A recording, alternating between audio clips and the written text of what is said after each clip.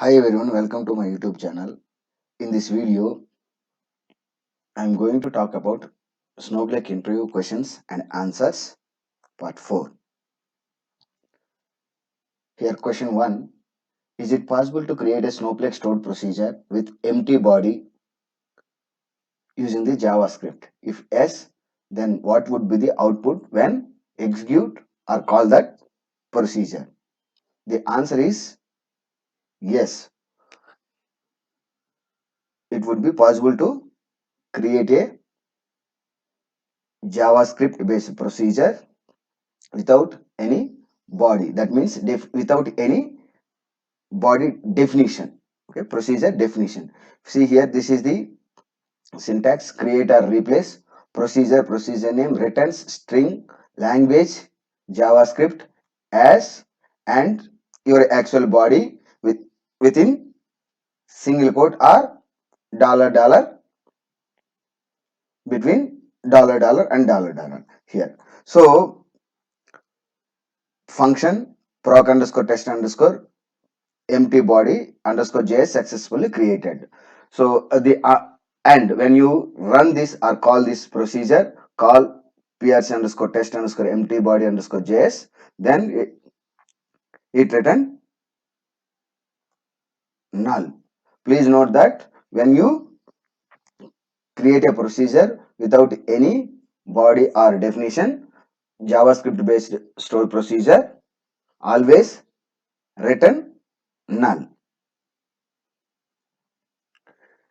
Here is the, when you describe the procedure, if you see, body is nothing, and owner execute as a owner, and signature there were no input parameters, and returns is the mandatory while creating the procedure, and language is the JavaScript. And please note that you cannot create a SQL based stored procedure without body or without definition. So compare compilation of SQL UDF failed, SQL compilation error, syntax error, line 3 at position, because here I didn't provide language. What is the language of this stored procedure? Either SQL or JavaScript. If you don't provide, default it will consider as a SQL. So if you try to create a SQL procedure without body, then we'll get compilation error as mentioned here. The next question: is it possible to create a Snowflake stored procedure without returning any value or without using the return keyword inside the body? Okay, if yes, then what would be the output when execute or call that procedure? If no, what would be the reason or why? The answer is yes. We can create without returning return keyword, okay, in Snowflake stored procedure. So this can be done in both SQL procedure or JavaScript based procedure. Here we will see the case 1, whereas the SQL based procedure. See, create or replace procedure, procedure name, returns number as dollar dollar. Here simply I am using the one. There is no return keyword. So function prc underscore test underscore no return successfully created. So when you execute this one by using the call statement, see, return value, this procedure return 1. We'll see the another case. Here is the case 2. Now this time using the language as the JavaScript. So inside the JavaScript also, here not using the return keyword, without a return keyword from the body or definition. This is just a inside the body definition. So function successfully created. Now what would be the output? Here output would be null always. Okay, but in the previous case, please note that SQL based function, even though return keyword, it return whatever that value you mention inside the body. But in this case too, per JavaScript stored procedure return null value. And here if you see, if you get the information about these procedures from information underscore schema procedures, where procedure name in, if you see the first PRC underscore test underscore no return is the procedure language is SQL. For other okay, where definition is one, and another procedure JavaScript, procedure language is JavaScript, and without, even though we have a definition inside the body, but we didn't use the return. In this case, procedure return null value, whereas SQL based, whatever that body is there, valid inside value, that has been returned. Question 3. Is it possible to load historic data files using the Snowflake Snow 5 from external stage? If yes, then how? Or no, then why? The answer is yes. We can load historic data files using the Snowflake Snowpipe by an alter pipe.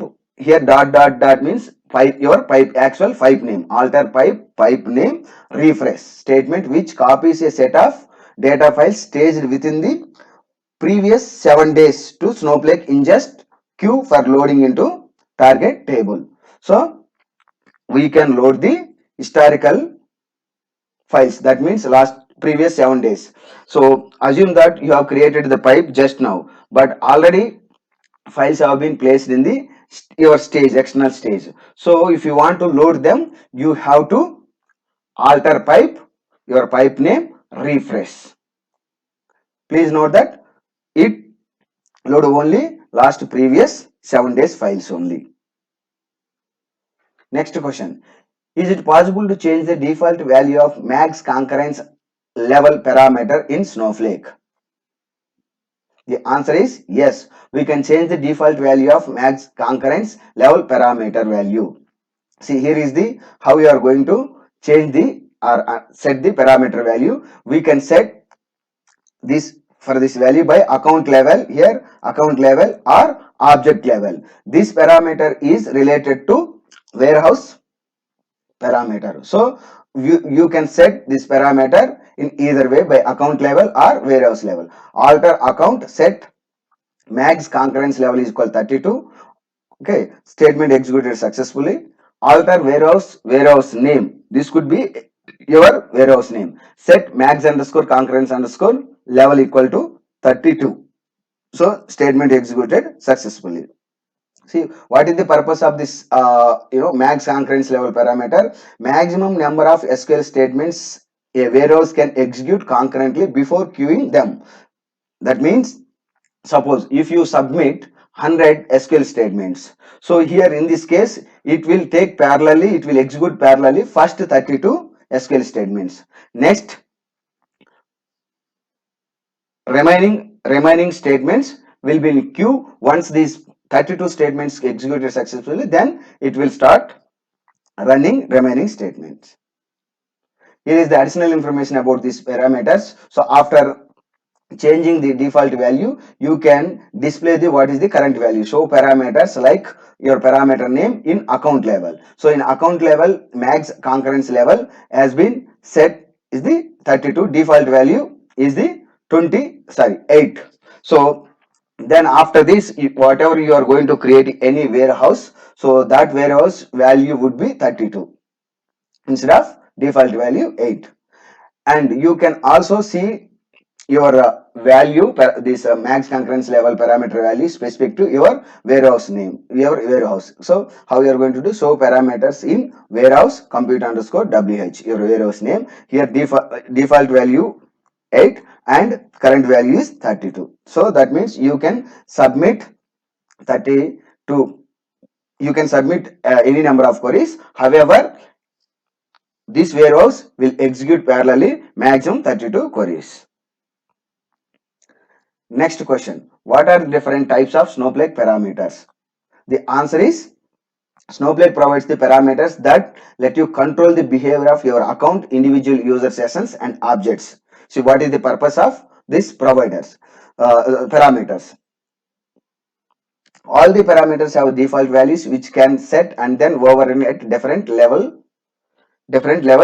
depending on the parameter type. So the answer is parameter types, account parameters, session parameters, object parameters. In Snowflake, we have a three types of parameters: account parameters, session parameters, object parameters. So what is the purpose of these parameters? Snowflake provides these parameters that lets you to control the behavior of your account or individual user sessions or objects. Yeah, that's all from this video. Thank you. And if you have not subscribed to my channel, please subscribe and don't forget to click on bell icon for the notifications. Please share it and like it. Thank you once again for watching my video.